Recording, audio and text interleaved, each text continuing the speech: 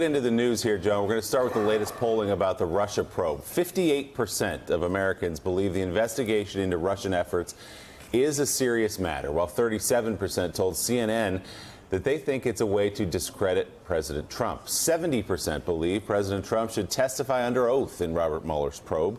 25% say he should not.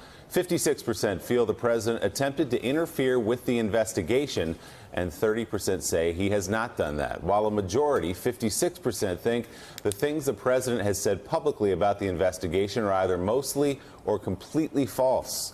37% feel he has been mostly truthful when talking about this. So, Joe, nearly 6 in 10 Americans still, despite the president and his administration's efforts to undermine Bob Mueller's investigation, believe this is a serious and worthwhile matter. Yeah, it's the numbers are striking in so many ways. And Donnie Deutsch, let's talk about the president's attempt to brand Robert Mueller, to discredit Robert Mueller, to tarnish his brand.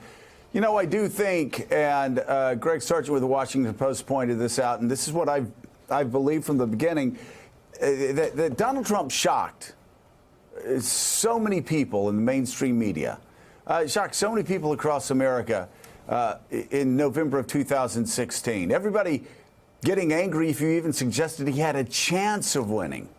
He shocked them so much that now they think that he can, politically, he's always playing the long game. He's always got a rabbit in his hat. He's always got the ace of spades up his sleeves. He's always going to win. Not the case. The guy has a 39% approval rating in Gallup. And time again, you look at this poll, if this were an election between Bob Mueller and Donald Trump, Mueller has won in a landslide in every single category. He's won a landslide, and Mueller has not even had his day in court, literally or figuratively yet. So this 60% who are behind Mueller, this is where Trump has had the only one with the megaphone. And what happens when the report comes out? And we know there's going to be a lot of things in there. Yeah. Go ahead. No, I just say, yeah, I mean, Mueller hasn't said a thing. Mueller's just gone to work. He hasn't leaked to the press. He hasn't held a press conference. He hasn't tried to brand Donald Trump in any way whatsoever.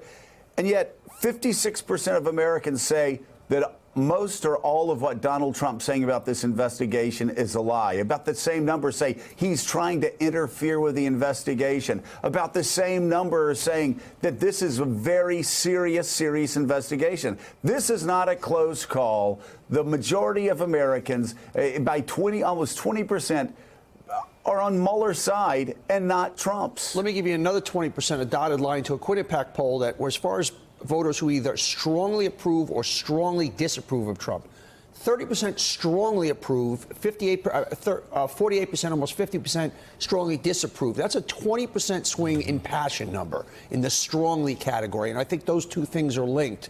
When you see Trump react, Trump shows who he is and what he's worried about without any hesitation. You see the Omarosa thing, I'm sure we're going to get into that later, and now the Mueller thing. He's panicked. You see it. He knows what's there. And once again, Mueller is at, if we're going to say this is an election, Mueller versus Trump, Mueller is at 60%, and he has not come to the podium yet.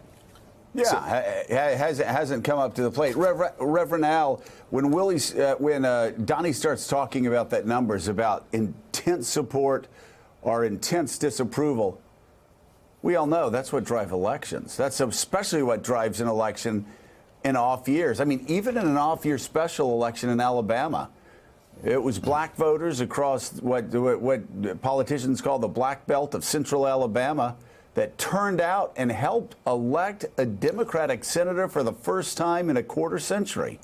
And I think that what we're seeing here, what surprises some, going back to your statement about how mainstream media was shocked at his winning, so they don't want to get caught off guard again. What amazes me is that Trump does not seem to have the capacity to grow at all to try and appeal to a broader base. He sort of convinced himself that if he stays around 36, 37%, that's enough, rather than to grow and even attempt to expand his base. So when you look at the black woman turnout that you mentioned in Alabama, rather than he try to address concerns of people that are passionately against him, he calls a black woman a dog. So, I mean, the biggest instrument to limit him has been him. He goes in a room with foreign leaders and looks like he doesn't belong in the room. The way he could combat a lot of these polls is by becoming what he was elected to be. He has acted in many ways like he certainly was a mistake that was made. So, clearly, I believe that's the case. So Reverend Al, you bring up a great point. We got 4 people really here that knew Donald Trump pretty well for a decade before he even ran for president. You, me, Donnie, and Willie. I think the biggest surprise, because I always knew that Donald Trump was always just interested in winning whatever it took to win. That he'd do whatever it took to put together a winning coalition. And 2, I knew the guy was insecure. He craved attention, and he wanted to be accepted into the community. He always felt like he was never getting the respect he deserved, almost a Rodney Dangerfield type character in Manhattan. Rev, Donnie, and Willie, I think the biggest shock for me is that he's decided to stick with his 33% solution on this and not try to gain that acceptance, not try to build the coalition, but he's just narrowing it down to the smallest, most hardcore group of supporters that cannot carry him this fall and cannot get him reelected. I think you're right. I mean, all of us have come from wherever we started and said, if I ever can get a big platform, this is what I'm going to do. And usually try to make it bigger than ourselves if we're going to last. He's not been able to do that. And I think that shows the real limits of this man. And maybe his insecurities were well-founded.